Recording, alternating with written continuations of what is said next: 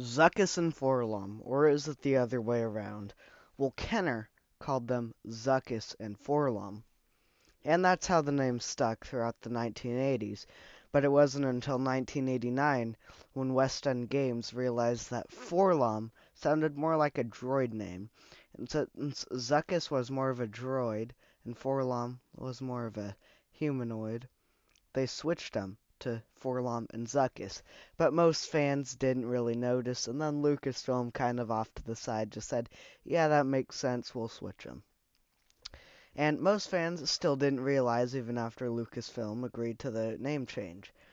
And it really stayed that way until Power of the Force 2 came out, when the new card backs labeled Forlom as Zuckuss and Zuckuss as Forlom. And then that created just a lot of confusion, and it sparked this whole debate that is still going on today. So, the way that most people call them, and the correct way, is Forlom and Zuckuss. However, the terminology that all of the original Kenner Star Wars fans call them, and the way that I like to call them, is Zuckuss and Forlom.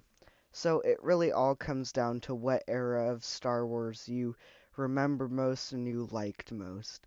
Now, these aren't by no means major characters.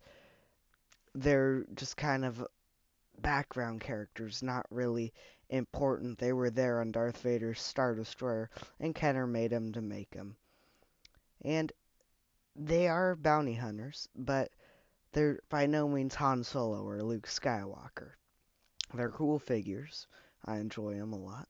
But it really all comes down to what you choose to call them. What era of Star Wars you remember most. If you're trying to be correct, then it is Forlom and Zuckuss.